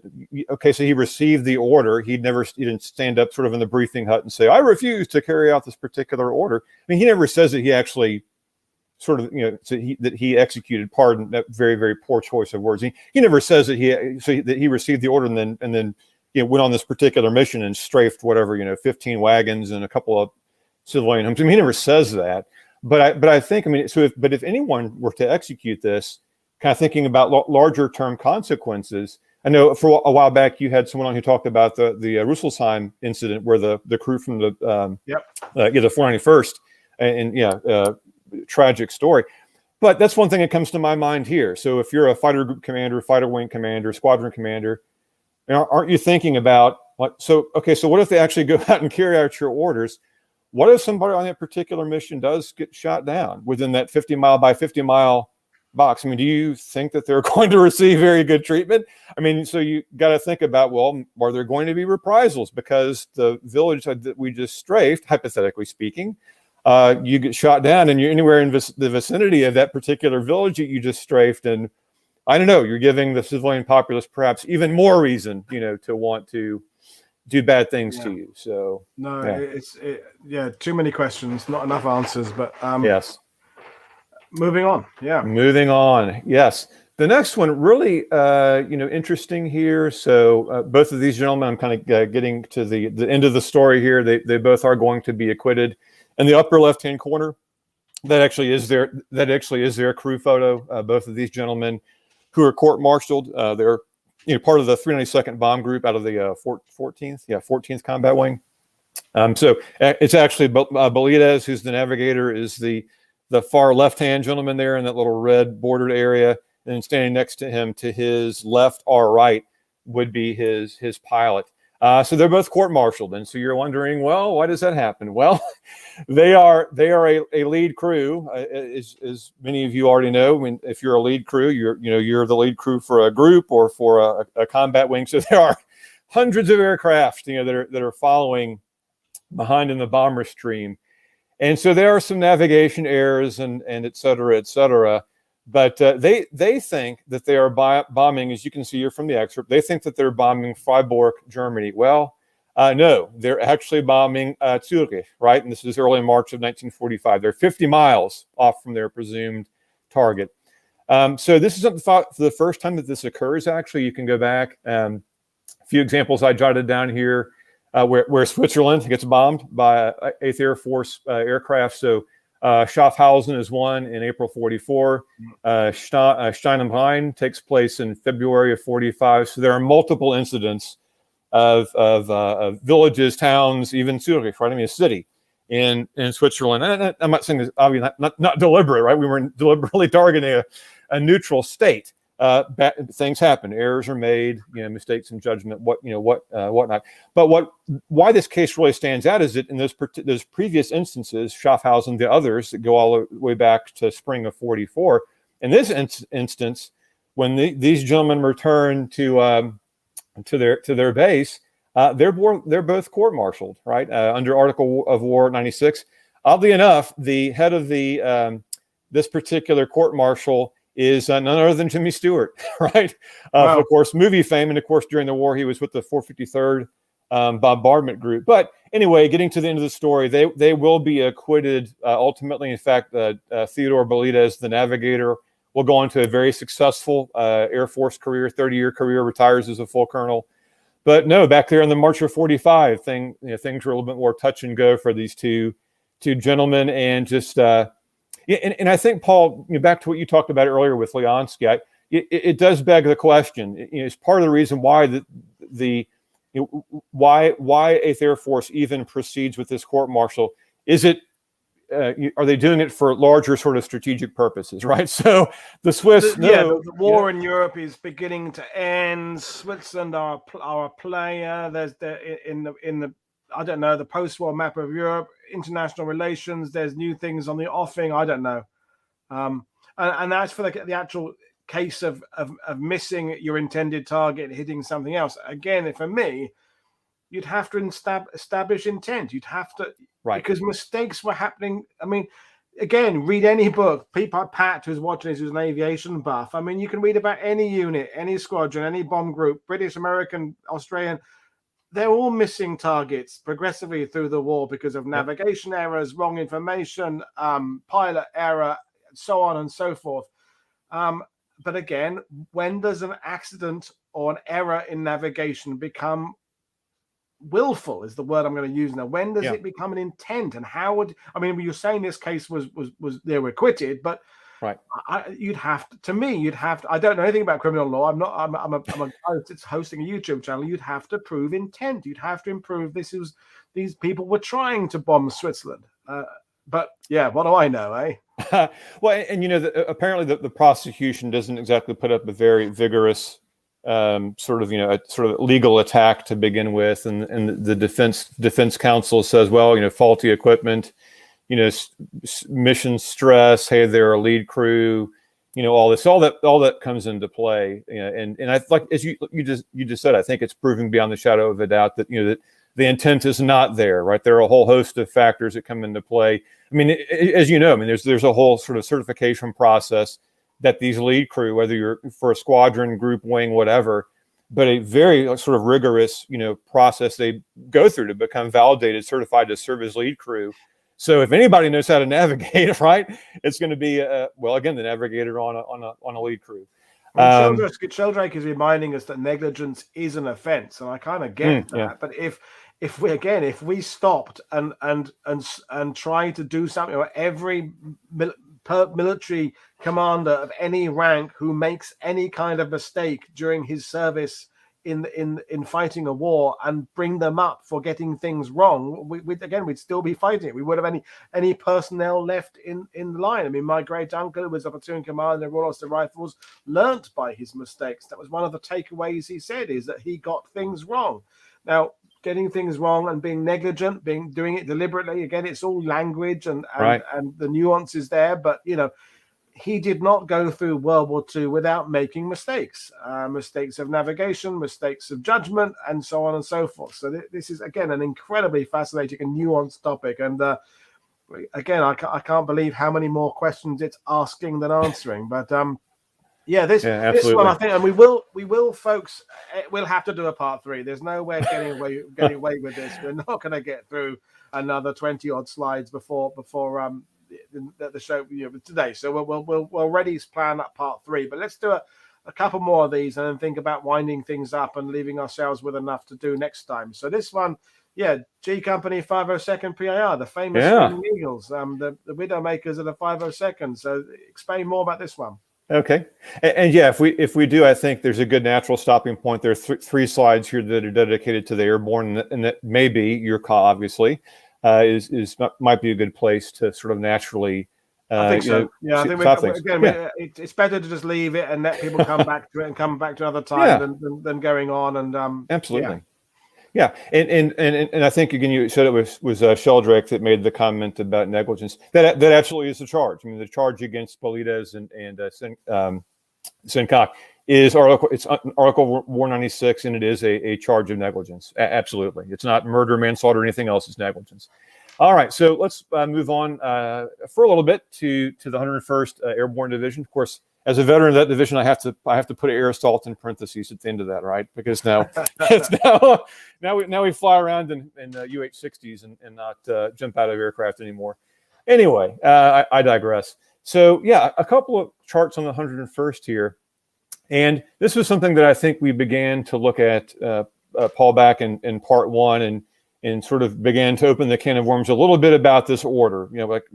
We don't know where the order originated. I offered sort of my argument last time that because we were hearing it from veterans of the 501st, 50 Deuce, 506th, they're all sort of various takes on this order about taking prisoners or not for some period of time in the early days of D-Day. It's all a bit vague. It really is. It really is. And we find one sort of manifestation or interpretation, of that order here. So this is Joe Lofthouse, a veteran of George Company, 502nd, and you can read the text. I mean, so this is what he's sharing with a group. Let's see, about 12 years ago. What I think is really interesting about this, and I don't think there's really an answer to this necessarily, but it's fascinating. And so when I look at this, number one, I ask myself, well, so why would any veteran of the 101st sort of share this to begin with? What is the impetus to really say this at all? And then as we begin to sort of scope this down to the particular instance where, Joe Lofthouse actually says this, the specific context here, he's actually saying this on a stage with 3 other veterans of the 50 Deuce, and he's saying it to a room full of active duty 502nd infantry soldiers at Fort Campbell, Kentucky, about 12 years ago. So I just think about, what is the catalyst? What is the sort of the precipitating factor to want you to drive you to say this to begin with? And then, of course, we don't have video. I mean, there are several still images of the event, and then we have an article that Army Public Affairs there at Fort Campbell did. But I would love to see the actual video to see if there's any reaction, from his fellow veterans of the 502nd, PIR. Do they react at all? And then I just don't a Monday morning quarterback, but it begs the question. So how was that received by the current day members of the 502nd? Do they hear that and say, well, yeah, gosh, I'm sorry, it's bad to hear that happened, a legal order, hope you didn't carry it out, kind of thing?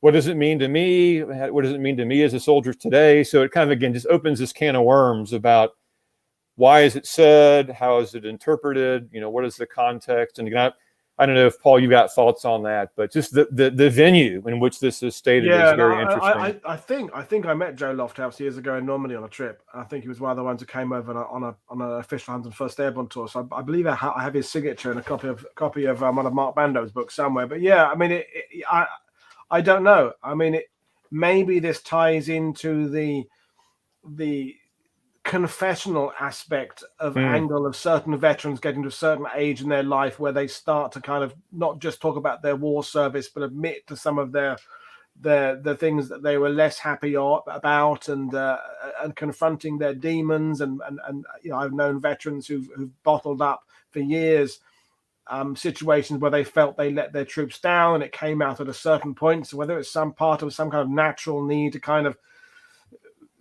relieve yourself of any remaining burdens. I know Eric Dorr and Jared Frederick, their forthcoming book on Ron Spears. I'm sure people are thinking about Ron Spears when they're watching this. It's coming out imminently. I'm going to be reading it through one of the proofreaders' advisors on that, and it answers once and for all a couple of the questions we have about Spears. Oh wow!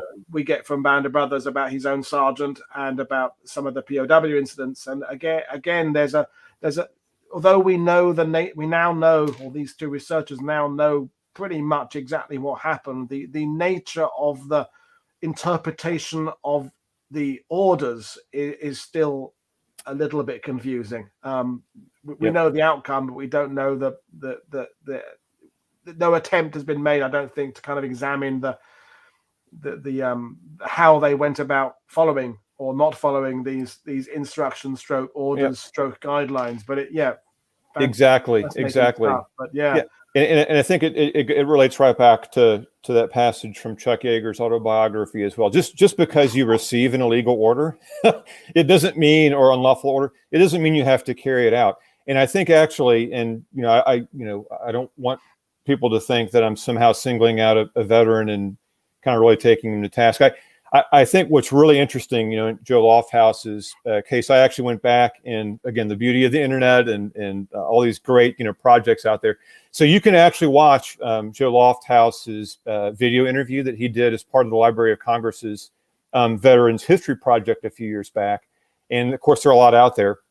But I think so he basically, in the video, he basically reiterates this. I mean, it's basically a little bit of a paraphrase of what he says here. But I think that this puts a fine point on how you don't have to necessarily follow an illegal order. He actually talks about in that video where the very first German, right, that he encounters the morning of June 6th, daylight, it's a German, he's unarmed. I think he said he's got like a mess kit in the canteen and maybe some sort of blanket or something. And the guy's trying to surrender. And Lofthouse has got this in the back of his head, right? I mean, this is the order that he's been given. But to his credit, and this comes out in his interview, he says, I couldn't communicate with the guy, so what I ended up doing was I fired one round from my Garand between his feet, so he kind of got the message, and he scurried off. And I don't know what happened to him, but I can say that at least in that particular instance, I didn't carry out that illegal order. I did not, shoot that particular German who was trying to surrender. So it's fascinating just to see how things get interpreted and misinterpreted. When we talked about in the first show about my interpretation being that they were told that if you taking a German prisoner is restricting your ability to get your objective, to complete your mission, your duty therefore is to complete your mission. In this case, could it not also be a crime that if you let an enemy soldier go back and rejoin his unit and he then later kills one of your men? That's the Saving Private Ryan. That's the Saving Private Ryan. I mean, another whole raft of questions and moral dilemmas that are, again, worthy of discussion. You know, eliminating one life to save others. This connects in a sense with the mercy killing sting. You know, you're killing someone who because you don't want worse to happen to them later. So a host of questions that I don't have answers to, but we'll move on from Lofthouse to this one there, because this is another one I'm a little bit vaguely familiar with. Yeah, and you bring up these issues of, you know, what's the greater good, the collective good, you know, cost benefit. Yeah, it's you know, none of this is easy, and I think it'd be wrong for any of us to sort of sit back, you know, with 75 to 80 years somewhat of you know of hindsight, and again kind of do the finger wagging. I mean I run across. I mean I probably have. And what I tried to focus here in the presentation were more events where it results in a larger number of casualties. You know, Paul, through your battlefield guiding and research and mine, I mean, I've probably run across over 100 examples of veterans in books, in interviews, letters, wherever, saying that either they committed some of these acts or knew people that did. But in the same breath, you know, as you've talked about, Paul, I've seen examples where, you know, so a unit is surrounded. Right. And so, you know, so from a tactical perspective, like, what do you do? Are you going to try to drag along 30 or 40 German prisoners as you try to break out from this encirclement? Or you're on a patrol behind the lines, it gets compromised, and you conclude the only way to get back to friendly lines is to, you know, again, dispatch the POWs because you don't want the Saving Private Ryan, perhaps, you know, sort of scenario. So, or when it's not easy. Own line, sending a German prisoner out first, so he gets shot by the nervous American on the line, and then you can. There's again, the war films show a million examples of it. They become almost tropes in war films. These ideas of taking prisoners and what happens to them, and at what point do you dispatch him, and what point this has become a thing we are discussing within entertainment about World War II. So it's clearly a thing, whether we like it or not. It's a point of discussion. Definitely. Yeah, and one other video interview that I did watch, and I think it ties into this particular slide here. So Joe Lofthouse had a really good friend, Ralph Kelly, from the same battalion of the 502nd, and I got a chance to watch some of his Library of Congress interview this weekend. And, you know, he too talks about, okay, well, you know, there were guys in my, you know, he doesn't say whether it's platoon or company or squad, but there were guys in my unit that were, again, doing, you know, who were not taking prisoners. He talks about, like, one particular example. He said, I knew one guy who basically took care of 32 Germans in sort of one shot. He doesn't really get into details about what that means exactly. But, you know, but from his perspective, as he was, you know, recording this video interview, he says, you know, I at least, maybe in hindsight he's saying this, but, you know, I never condoned that. I always thought that was the wrong thing to do morally. But he also says practically, like, you know, why? So unless you have no other, you know, recourse or option, why do it? Because what you're likely doing now is just stiffening the resistance. If the enemy on the other side of the field thinks that you're not going to take them prisoner, what are the chances that either they're going to fight even harder, or if you in turn get captured, that they're going to treat you the way that you would want to be treated? Exactly. Right? Again, a million questions. And again, your rank, if you're a lowly private, it's maybe easier to be morally upstanding because it's not your call. It's not your call. If you're a commander and the livelihood of your squad, your platoon, your company is at stake, and you've got to get them somewhere, and there's a task to achieve ahead of you, and you're burdened, I don't want to use, that's maybe not the right word, with prisoners, you have a greater responsibility to your men, you have a greater responsibility to your objective that responsibility is not carried by a private. So it's kind of easy to be, it's not my decision. I'm going to be morally superior to this because it's not my call. As in Jaeger's case, because he was a commander, it was his call, if whether or not he did this 50 mile. But anyway. Well, in fact, elaborate on what we're looking at on the screen there. We will in a few minutes bring this in. Because, nudging me in the right. So this is, I think, is an example where leadership, you know, where officership does come into play. So I'm sure, you know, many of you are familiar with the name, Father Francis Sampson. He's the regimental chaplain for the 501st PIR. He himself has a very, very close call with some Fallschirmjäger immediately preceding the event here on the slide, where a German NCO, intervenes and prevents these junior Fallschirmjäger personnel from what he believes is him being basically, put up against a wall and shot. So this happened shortly thereafter. One thing one reason why I've included this, I think it's so interesting, is because, you rarely actually get names. When people talk about, oh, well, there were guys that were doing this in my unit. Yeah, I had a buddy who, and I gave the Kelly example with the 32 killed. You rarely actually get a name. And here we actually do. Actually, Mark Bando, you mentioned he's corroborated this, and this particular story with John Leitch, who actually goes into becoming an extra in Battleground of all things in 1949. But again, everybody can read the text here. I think what's interesting, tying back into officership again, I believe Father Sampson was probably a captain at the time.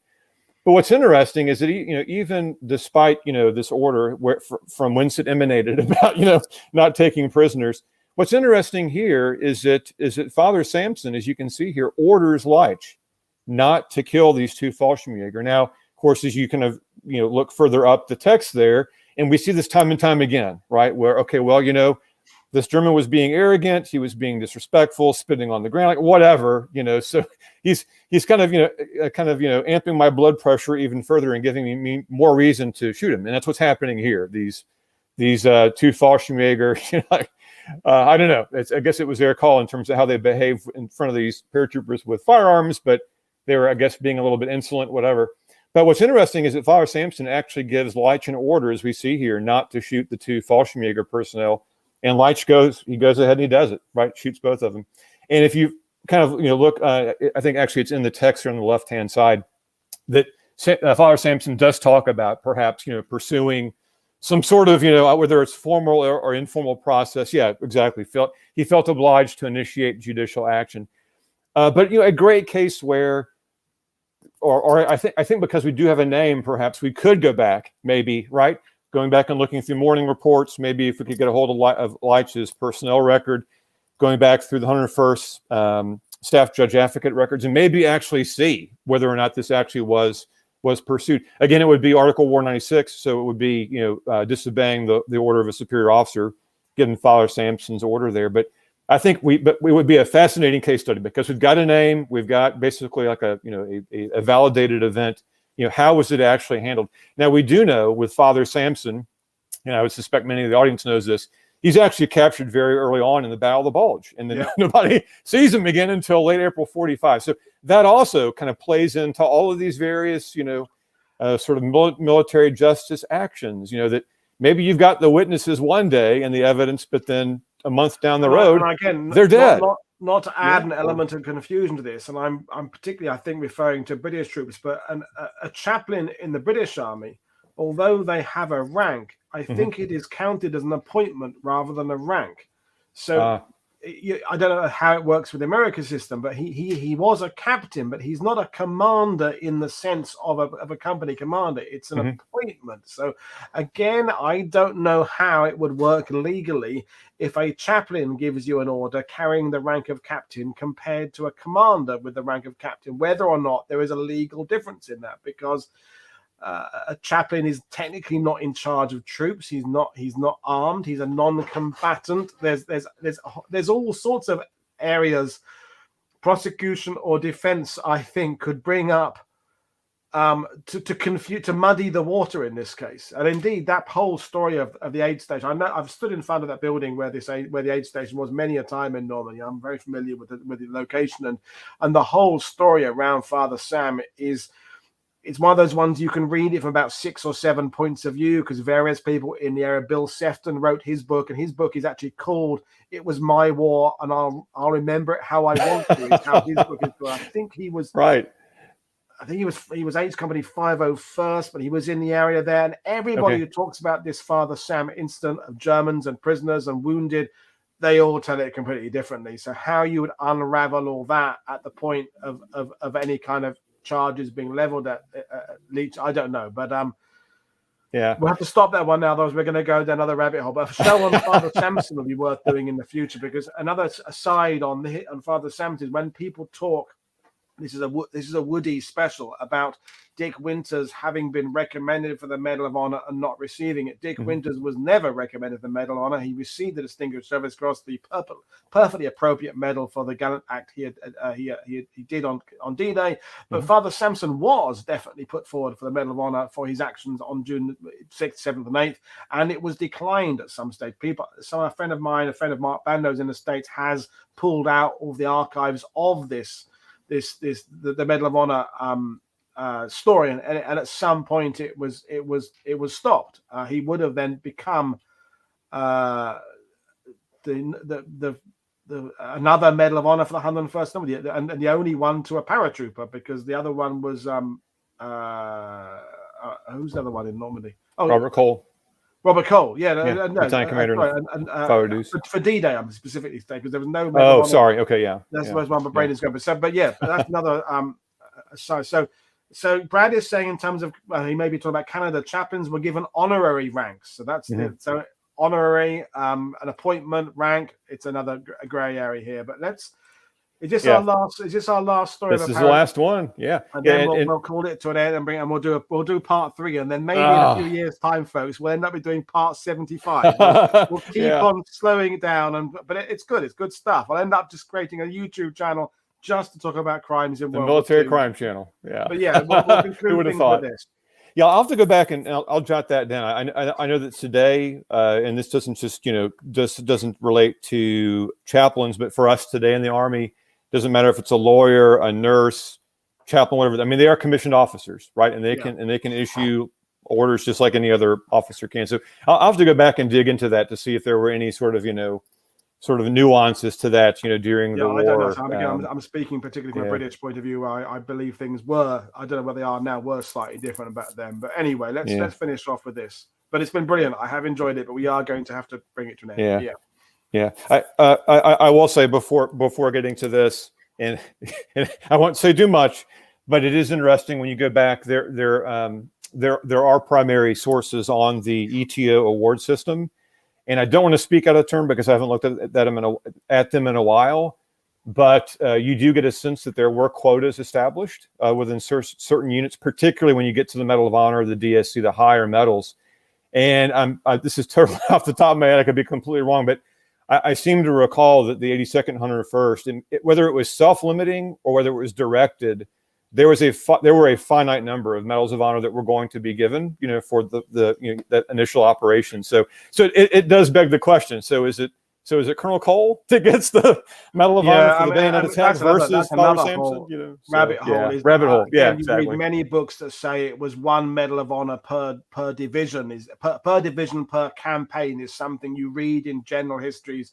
To the best of my knowledge, I've never found where that originates. It may indeed have been something that individual divisions decided to follow, but I can't find where this actually started. And certainly it's not true. There are certain units that got more than one Medal of Honor per campaign. So it wasn't, if it was followed, it wasn't followed universities. That's another whole rabbit hole of discussion for the future. We'll bring someone else in on that one. But yeah, but back to the slide. Be disciplined, Paul. Get back to the slides. Come on, let's bring this in. So let's go. Yeah, let's end on a high note. So yeah, I'd mentioned some of these just really exquisite and incredibly detailed charts as you can get out of the ETO JAG record. So at the very top of the chart there, and it probably would require some magnification, but when you go into the documents, they actually, for each what they call combat division, so infantry, armored, and airborne, there actually is a single line in these tables that is dedicated to each combat division. And you can see it here. When did they arrive in the ETO? How many months do they have in the ETO? And they just kind of track it all the way across. And it's not every single, offense kind of under the sun, but they do kind of pinpoint, the ones that might come to mind, AWOL, desertion, murder, misbehavior before the enemy, kind of the big ones, right? The big ones.